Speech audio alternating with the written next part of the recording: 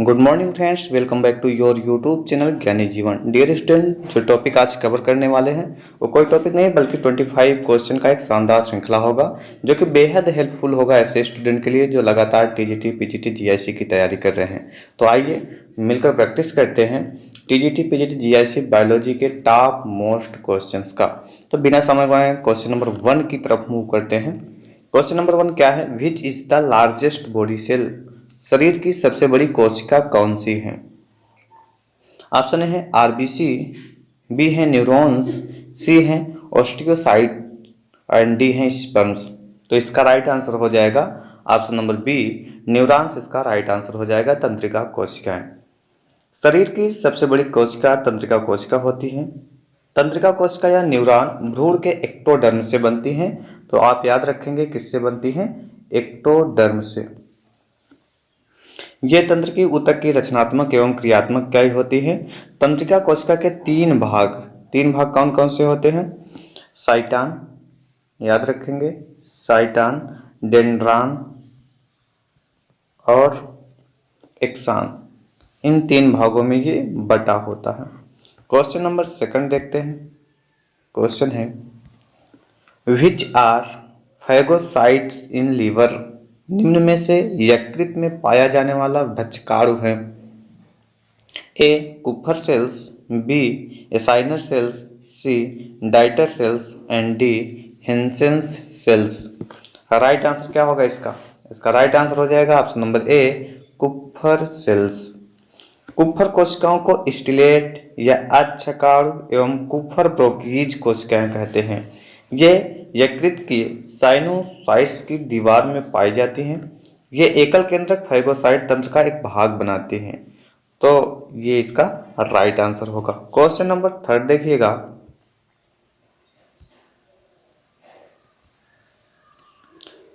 Question क्या है? During systole of heart, हृदय के संकुचन के दौरान क्या होता है? Option A auricles and ventricles contract separately, B auricles and ventricles contract simultaneously, C only auricle contract, D only ventricles contract। Right answer क्या हो जाएगा? राइट आंसर हो जाएगा option number A, auricle and ventricles contract separately. अलिंद एवं निलय अलग अलग प्रकुंचित होते हैं। क्वेश्चन नंबर 4 क्वेश्चन देखिएगा। क्वेश्चन है rods are abundant in the eyes of का डैश की आंखों में शलाकाएं पर्याप्त पाई जाती हैं? A diurnal vertebrates, B migratory birds, C diurnal and क्या है crepuscular vertebrates and option number D है नॉकटर्नल वर्टिब्रेट्स। राइट आंसर क्या हो जाएगा इसका? Option number D, nocturnal vertebrates की आंखों में शलाकाएं पर्याप्त पाई जाती हैं। उल्लू अथवा अनेक रात्रिचर कशेरुकियों के रेटिना में जो कोन्स नहीं होते हैं, इनमें रॉड्स बहुतायत में पाई जाती है। रॉड्स मंद प्रकाश और अंधेरे में परिधीय दृष्टि का बोध कराने में सहायक होती हैं।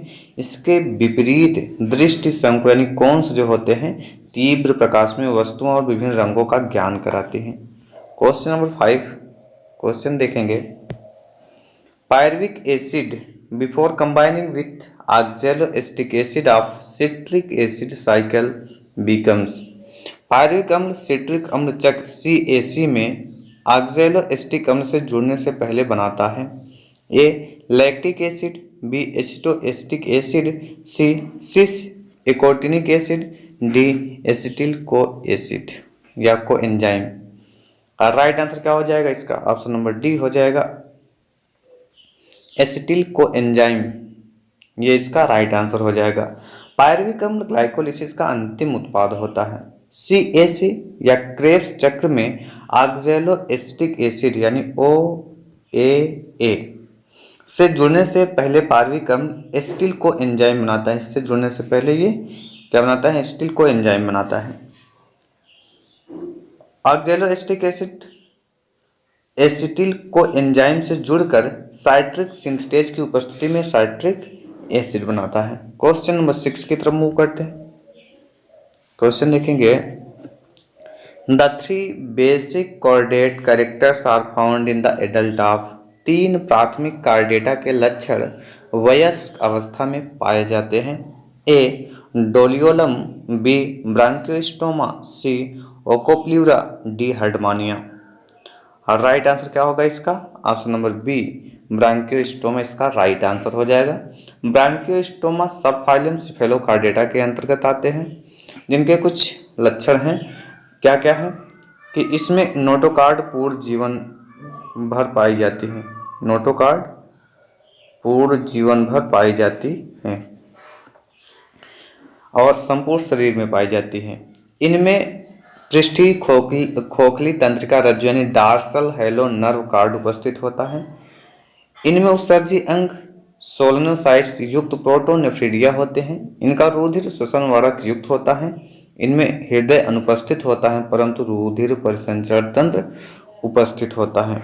तो जो लक्षण पाए जाते हैं तीन प्राथमिक, वो ब्रांकियोस्टोमा में पाए जाते हैं। क्वेश्चन नंबर 7 देखिएगा।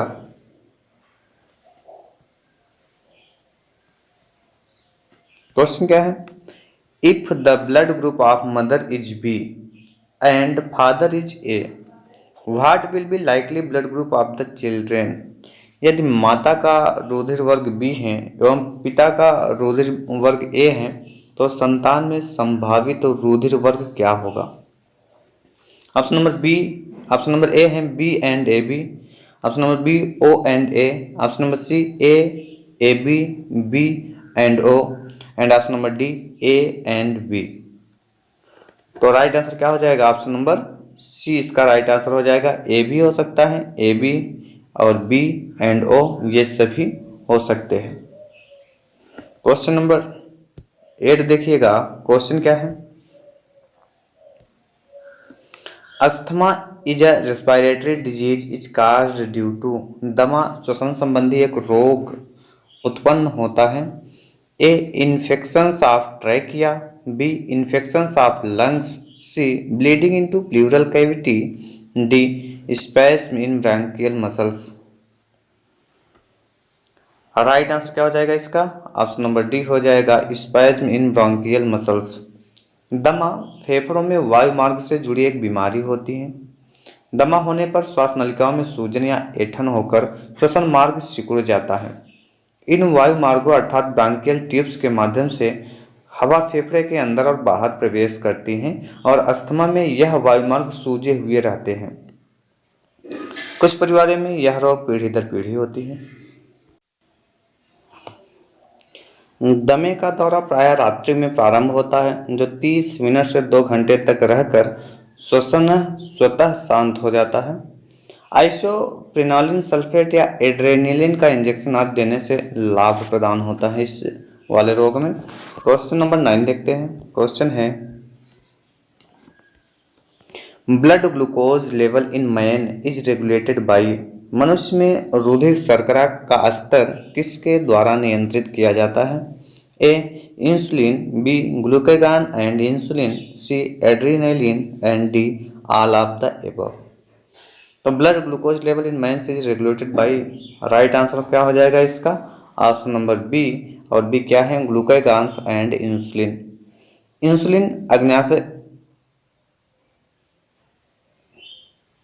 इंसुलिन अग्न्याशय की कोशिकाओं द्वारा निर्मित एक हार्मोन है जो रक्त में ग्लूकोज के स्तर को कम करता है। इसके अलावा ग्लूकागॉन भी एक हार्मोन है जो अग्न्याशय की अल्फा कोशिकाओं से बनता है। यह ग्लाइकोजन को ग्लूकोज में परिवर्तित कर रक्त में छोड़ता है। इस प्रकार ग्लूकागॉन एवं इंसुलिन दोनों मनुष्य के रुधिर में शर्करा स्तर को नियंत्रित करते हैं। रक्त में ग्लूकोज का सामान्य स्तर क्या होना चाहिए? 100 ml रक्त में 80 से 100 mg होता है। क्वेश्चन नंबर 10 देखिएगा। क्वेश्चन है find out the correct matching pair from the following. Find out of the correct matching pair from the following. निम्न में से सही मिलान युग्म को चुनाव कीजिए। A thyroxine rickets, B vitamin D cretinism, option number C calcitonin parathyroid, option number D hyperglycaemia glucagon. जो करेक्ट मैचिंग पेयर होगा उनको सिलेक्ट करना है, तो इसमें राइट आंसर हो जाएगा हाइपरग्लाइसीमिया ग्लूकागॉन। अग्नाशय की लैंगरहैंस की द्वीपिकाओं के अल्फा कोशिकाओं द्वारा ग्लूकागॉन हार्मोन का स्राव होता है। इसकी अधिकता से रक्त शर्करा का स्तर बढ़ जाता है, जिसे हाइपरग्लाइसीमिया कहते हैं। क्वेश्चन नंबर 11 देखिएगा, विच of the following inhibits gastric secretion, निम्न में से कौन जठर स्राव को रोकता है? ए गैस्ट्रिन, बी सिक्रेटिन, सी एंड्रोगेस्टेरोन, डी कोलिसाइटोकाइनिन। और राइट आंसर क्या हो जाएगा इसका? ऑप्शन नंबर सी हो जाएगा एंड्रोगेस्टेरोन, इसका राइट आंसर हो जाएगा। एंड्रोगेस्टेरोन हार्मोन जठर स्राव को रोकता है। कोलिसाइटोकाइनिन अग्नाशय रस के स्राव को प्रेरित करता है। गैस्ट्रिन हार्मोन क्या करता है? जठर रस के स्राव को बढ़ा देता है। तो सबका आंसर इसके माध्यम से हो गया है। क्वेश्चन नंबर 12 देखिएगा, क्वेश्चन है एरिथ्रोसाइट्स इन स्कालियोडान आर, स्कालियोडान की लाल रुधिर कणिकाएं होती हैं। Option A circular nucleated, B circular enucleated, C oval nucleated, D oval enucleated. और राइट आंसर क्या हो जाएगा इसका? Option number C oval nucleated इसका राइट आंसर हो जाएगा। स्कालियोडान, जिसको कुत्ता मछली कहते हैं, इसकी लाल रुधिर कणिकाएं अंडाकार तथा केंद्रक युक्त होती हैं। मनुष्य की लाल रुधिर कणिकाओं के विषय में बात की जाए तो इसमें केंद्रक नहीं पाया जाता, जो ऑक्सीजन के वाहक के लिए अधिक उपयुक्त बनाता है। ऊंट तथा लामा के लाल रक्त कणिकाओं में केंद्रक पाया जाता है, तो इसको याद रखेंगे, ऊंट वाले और लामा को। क्वेश्चन नंबर 13 देखें। क्वेश्चन है only the ovary is present in the, केवल एक ही अंडाशय में उपस्थित होता है। A aquatic reptiles, sorry, only one ovary is present in the, कह रहा केवल एक ही अंडाशय उपस्थित होता है। A aquatic reptiles, B terrestrial reptiles, C birds, D egg laying mammals. Right answer क्या होगा इसका? ऑप्शन नंबर सी बर्ड्स का राइट आंसर हो जाएगा। केवल एक ही अंडाशय पक्षियों में उपस्थित होता है। यह चिड़िया के बाएं तरफ स्थित होता है। यह शरीर के भार को कम करने में सहायक है, जिससे उड़ने में सहायता मिलती है। क्वेश्चन नंबर 14 देखिएगा। क्वेश्चन है ऑस्मोट्रॉफी इज फाउंड इन, ऑस्मोट्रॉफी पाया जाता है। ए एस्टेरियस, बी पैलियामोन, सी पाइला, डी टीनिया। राइट आंसर इसका हो जाएगा ऑप्शन नंबर डी टीनिया इसका राइट आंसर हो जाएगा। होस्ट से विसरण द्वारा भोजन ग्रहण करने की विधि को क्या कहते हैं? ऑस्मोट्रॉफी। ऑस्मोट्रॉफी मनुष्य के छोटी आंत में पाए जाने वाले अंतःपरजीवी टीनिया सोलियम, जिसको फीताक्रिम कहते हैं, इसमें पाया जाता है। क्वेश्चन नंबर 15 देखिएगा। क्वेश्चन है in which of the following places is the ookinete stage of malaria parasite found, malaria परजीवी की उकाइनेट अवस्था निम्न में से कहाँ पाई जाती है? A liver of man, B erythrocytes of man, C salivary glands of mosquito, and option number D stomach of mosquito. Right answer क्या हो जाएगा? मलेरिया परजीवी की उकाइनेट अवस्था कहाँ पाई जाती है? तो राइट आंसर हो जाएगा ऑप्शन नंबर डी मच्छर के पेट में, स्टमक ऑफ मॉस्किटो।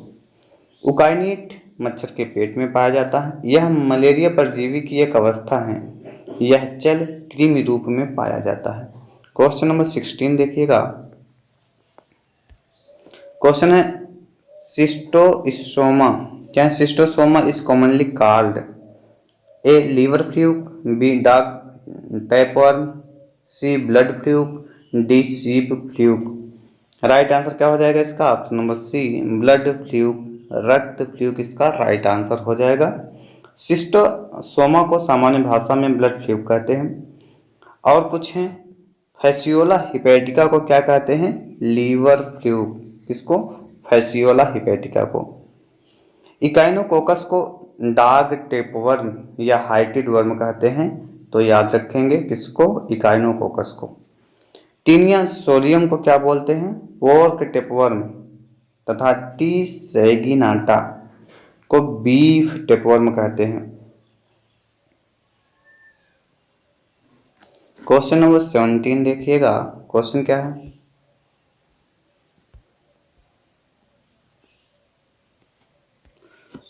क्वेश्चन है the seventh visceral arc in shark reptiles and mammals form.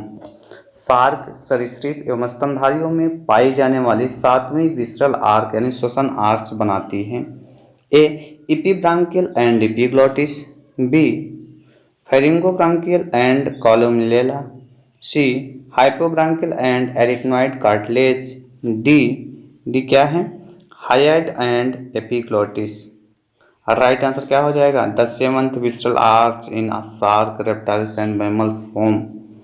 Right answer हो जाएगा इसका ऑप्शन नंबर डी क्या है हाइड एंड एपिग्लोटिस। शार्क सरीसृप एवं स्तनधारियों में पाई जाने वाली सातवीं विसरल आर्च हाइड एवं एपिग्लॉटिस बनाती हैं। तीसरी विसरल आर्च कैरोटिड धमनी, चौथी विसरल आर्च सिस्टमेटिक धमनी एवं छठवीं विसरल आर्च पल्मोनरी धमनी बनाती हैं। तो ये चीज़ भी आपको माइंड में रखनी है। क्वेश्चन नंबर 18 देखिएगा, क्वेश्चन है age of reptiles is known age. सरीसृप जंतुओं का युग है। A Palaeozoic era, C Carboniferous era, C Mesozoic era, D Archaeozoic era. तो age of reptiles is known age what is right answer. Right answer will be option number C Mesozoic era. Mesozoic era जो है Jurassic period के 213 से 144 million वर्ष पहले को सरीसृप का युग कहा जाता था। बाकी किसको और क्या कहा जाता है थोड़ा सा ध्यान देंगे। एज ऑफ फिशेस यानी मछलियों के युग को कहा जाता है डिवोनियन ईरा, डिवोनियन याद रखेंगे मछलियों के। और पैलियाजोइक किसको कहा जाता है, एज ऑफ इनवर्टिब्रेट्स को, अकशेरुकियों को क्या पैलियाजोइक।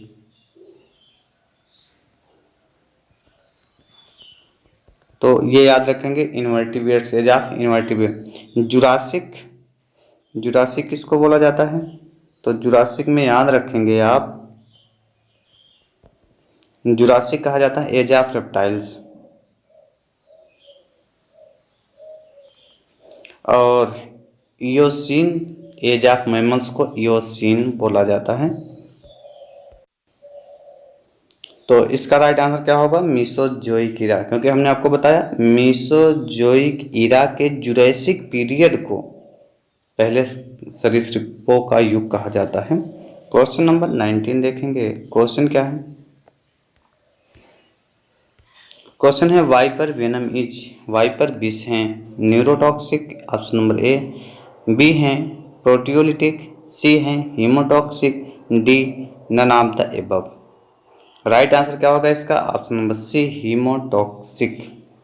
वाइपर का विष हीमोटॉक्सिक होता है। इसका विष रक्त को जमा देता है और यह टिश्यू का विनाश और रक्त स्राव को बढ़ाता है। यह स्थानीय पीड़ा व सूजन उत्पन्न करने तथा स्थानीय ऊतकों को मृत भी कर देता है। क्वेश्चन नंबर 20 देखेंगे,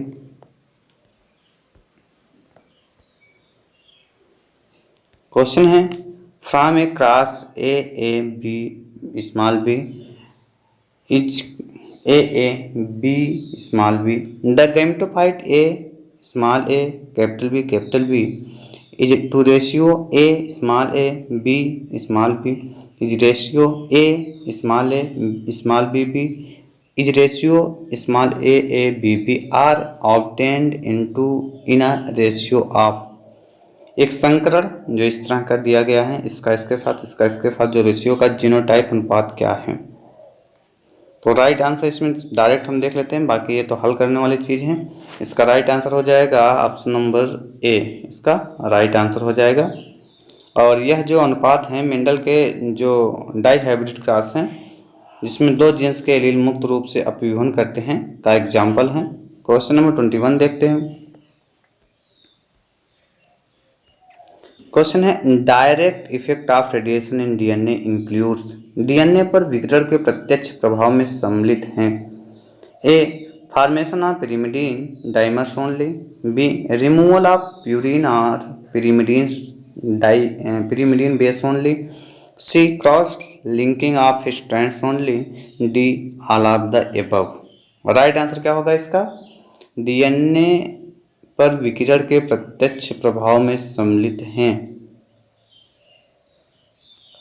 राइट आंसर हो जाएगा option number D, all of the above, उपरोक्त में से सभी।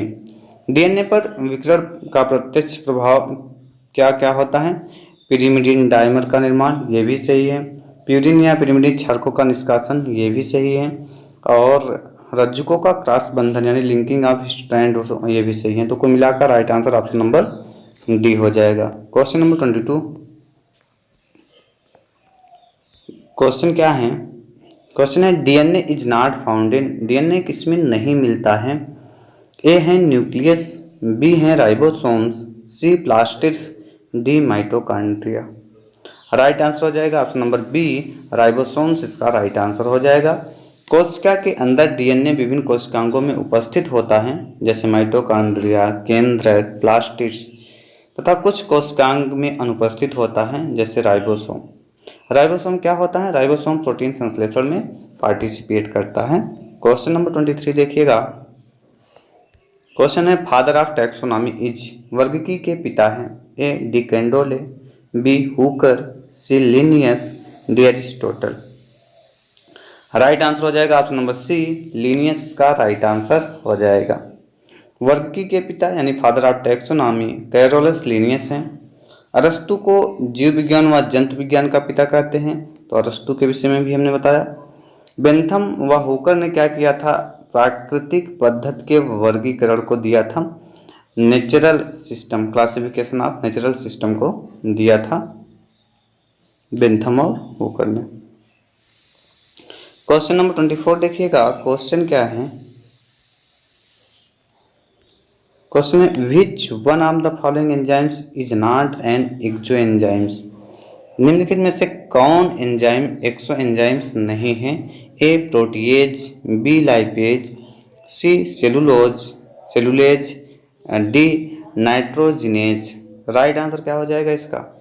ऑप्शन नंबर डी हो जाएगा, नाइट्रोजिनेज इसका राइट आंसर हो जाएगा। वे एंजाइम जो कोशिका के बाहर स्रावित होते हैं तथा किसी विशेष कोशिकीय पदार्थ पर कार्य करते हैं, उन्हें एक्सो एंजाइम्स कहते हैं, जैसे lipase, pepsin, trypsin, cellulase.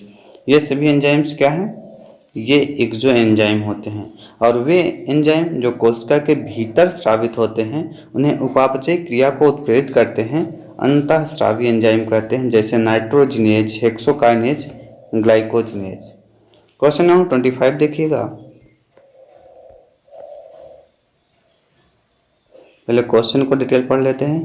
Question क्या है देखिएगा। Certain pigments regulate the process of photoperiodism, the pigment exist in two interconvertible forms operating at two different wavelength of light.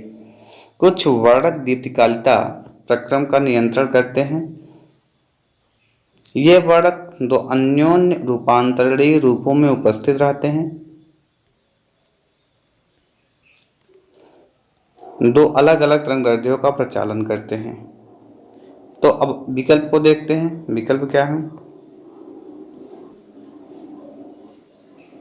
तो कह रहा है कि द पिगमेंट इन क्वेश्चन, जो क्वेश्चन में पिगमेंट की जिसकी बात कर रहा है वो कौन से हैं? ए कैरोटीनॉइड, बी ज़ैंथोफिल्स, सी फाइटोक्रोम्स, डी क्लोरोफिल्स। राइट आंसर क्या होगा इसका? ऑप्शन नंबर सी इसका राइट आंसर हो जाएगा, फाइटोक्रोम। फाइटोक्रोम एक प्रकार का पिगमेंट है जो पौधों में पाया जाता है। यह प्रदीप्त काल की अनुक्रिया में प्रकाश के अवशोषण से संबंधित है। फाइटोक्रोम क्या करता है?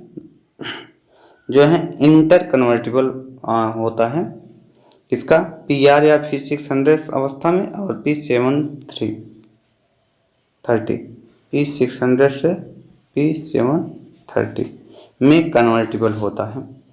तो मिलते हैं नेक्स्ट वीडियो में। चैनल को अगर आपने नहीं सब्सक्राइब किया है तो प्लीज़ चैनल को सब्सक्राइब कर दें।